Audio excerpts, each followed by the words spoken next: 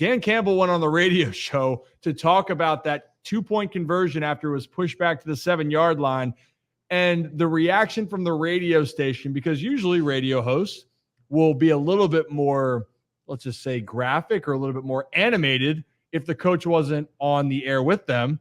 And Dan Campbell wanted to remind them, no, just be yourself and tell me how you see it. So let's play that for him, Brad. After that play, you had said, you told the offense, you're going for 2 on the final drive if you score. But from the 7, I mean, and looking back, like, was there a point of no return where you lay down your sword and kick the extra point? Do you regret at all the decision to go for it from the 7? Yeah, I told our offense, I think I said this before, and we're going for the win. And we're going to go down, we're going to score, and we're going for 2. And I wasn't coming off of that. So if it was like 10 or 15, like a holding penalty, you still would have gone for it? No, if we're getting outside the 10, no. Okay, that's why I'm asking. Outside the 10 every week, good on good. We do it every week. O versus D. Yeah, like when you got the penalty and moved it to go ahead and say it. Say it. Both of you. What? Say it. Say what you want to say. I think from the 7, it's a low percentage play. I think your chances of winning are lower than if you kick the extra point. I would like you would say it to anybody else. I'm on the radio. Say it like you want to say it. Yeah. I thought it was a reckless decision. Thank you. Okay, but you don't regret it. No. I fucking love that. Just say it. Awesome. Just say it. Oh, I'm on the radio. Just say it like you would anyone else. And I thought it was reckless. Thank you. Yeah, but you know what? And that was the part is thank you for telling me what you feel. But that's how Dan is, right? And that's why people love him. Mm-hmm. He is so intense, but also he's don't sugarcoat this. Don't bullshit me. Tell me how you see it. And if you're going to say it without me on it, you might as well just say it while I'm here. And he handled it well. Other coaches we know can get controversial. But Nick, I mean, Dan Campbell, he is locked into how he feels, and that is an intense individual. I mean, you spent time with him. Yeah, I was going to say. Yeah, I've spent a little bit of time with him, a couple months down in New Orleans.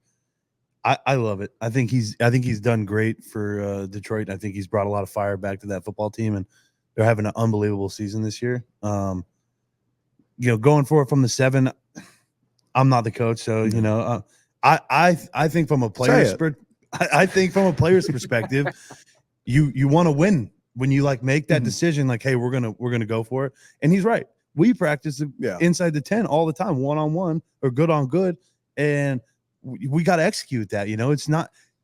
You have a little bit more room from the 7 than you do from the 2. Obviously, you're closer at the 2-yard line. I understand that. But you condenses down some of the routes, makes everything happen a little bit quicker. There's a lot more congestion in the middle. It makes it's hard. I mean, scoring from the 2, if you're going to pass the ball for one play, is very difficult.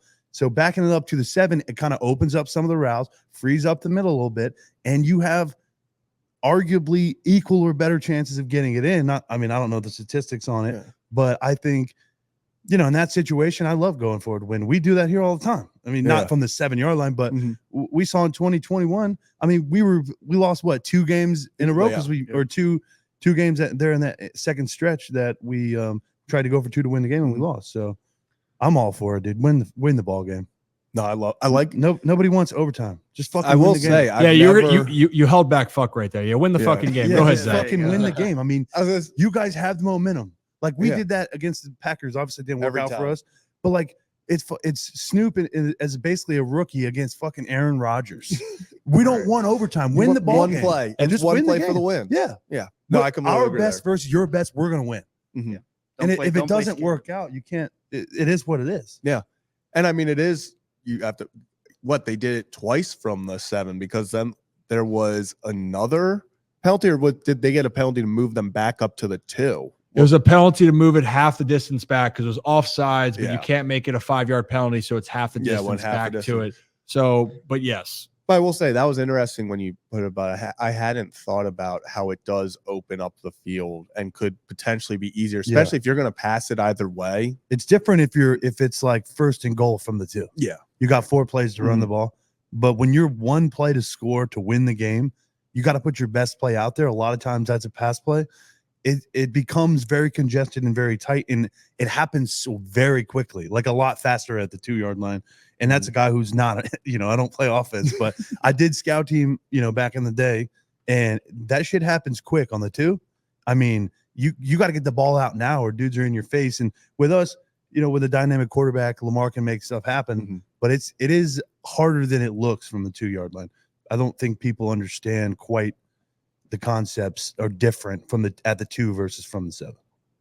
I mean, it makes sense. It does make sense from a spacing standpoint. I think in general, people realize it's just hard to score when you get down there, and also if you're going to be more limited. When you push it, I mean, I guess the only thing that I'd argue is when you're at the 2-yard line, the possibility to run or pass is an option. When you're at the 7, it's like, well, you are the ballsiest coach. If Dan Campbell said from the 7, running back draw, that's bold, right? Or any type of running play. Yeah. So I think that's just the element of surprise. That was the word. Kevin, I was looking for element of surprise. That's what I was looking for. I think if you took a poll, sorry, I don't mean to cut anybody off here, but I think if you took a poll from all 32 offensive coordinators on what is their number one go-to, got to win the game, 2-point conversion, I would venture to say 30 teams are going to say pass. Yeah.